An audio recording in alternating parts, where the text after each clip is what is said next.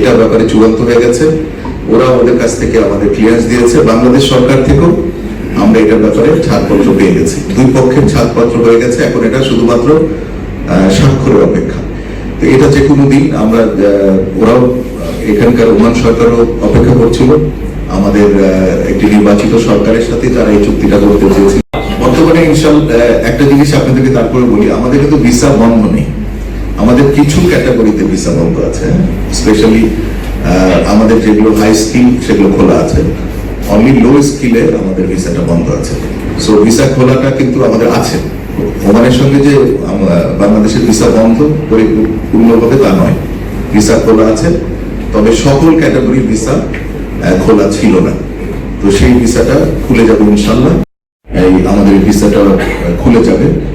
আমার সঙ্গে খুব তাড়াতাড়ি এখানকার মাননীয় মন্ত্রী মহোদয়, যিনি শ্রম মন্ত্রণালয়, ওনার সঙ্গে একটি মিটিং আছে।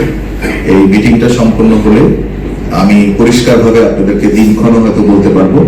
তবে আমি যতটুকু জানতে পেরেছি যে খুব শীঘ্রই, হয়তো সংখ্যা বলাটা আমার ঠিক হবে না হয়তো, বাট খুব শীঘ্রই আমাদের এই ভিসা খুলে যাবে ইনশাআল্লাহ।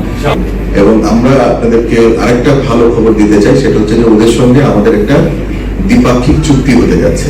এই আমাদের যে শ্রমিক এক্সচেঞ্জ যেটা হয়, আমাদের যে লেবার এক্সচেঞ্জ, সেটা নিয়ে একটা MOU বা মেমোরান্ডাম অফ আন্ডারস্ট্যান্ডিং স্বাক্ষরিত হবে। এটা ব্যাপারে চূড়ান্ত হয়ে গেছে।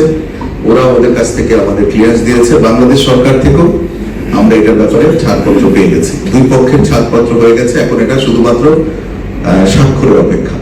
তো এটা যে কোনো দিন আমরা, ওরাও এখানকার ওমান সরকারও অপেক্ষা করছিল আমাদের একটি নির্বাচিত সরকারের সাথে যারা এই চুক্তিটা করতে চেয়েছিল। হ্যাঁ বন্ধুরা, বর্তমানে আপনারা যে ভিডিওটি দেখলেন, আপনারা হয়তোবা এই ব্যক্তিকে চিনতে পারেন। ইনি হচ্ছে আমাদের মাননীয় রাষ্ট্রদূত, যিনি ওমানে মূলত কর্মরত আছেন। অলরেডি কিন্তু তার সেখানে মূলত যে কাজটা সেটা কিন্তু সফলভাবে তিনি করতে পারছেন, এবং বাংলাদেশ থেকে মূলত কর্মী নেওয়ার ব্যাপারে তাদের সকল যে কাজের প্রসেসটা সেগুলো কিন্তু তারা করে ফেলিয়েছেন। এবং সেখানে মূলত আমাদের বাংলাদেশিদের মূলত নতুন করে কর্মী সেখানে নিয়ে আসার জন্য জোর চেষ্টা চালাচ্ছেন তারা।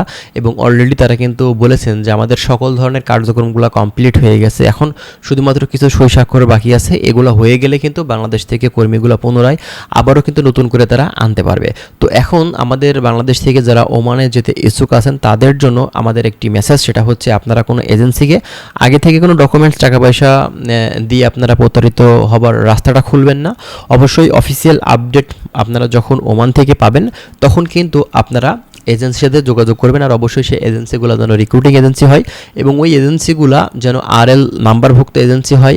অবশ্যই তাদের জন্য লাইসেন্স থাকে, সরকার নির্ধারিত রিক্রুটিং এজেন্সি তারা যেন হয়ে থাকে, এবং বিগত দিনগুলোতে তারা ওমান নিয়ে কাজ করেছে, তাদের মাধ্যম দিয়ে সেখানে গিয়ে কর্মীগুলো ভালো আছে এমন রেকর্ড যেন তাদের কাছে থাকে। সেক্ষেত্রে আপনারা কিন্তু ওই এজেন্সির মাধ্যম দিয়ে গিয়ে ভালো কিছু আপনারা করতে পারবেন, অন্যথায় আপনারা কিন্তু প্রতারিত হতে পারেন প্রতি বছরের ন্যায়, ঠিক আছে, আগের মতন।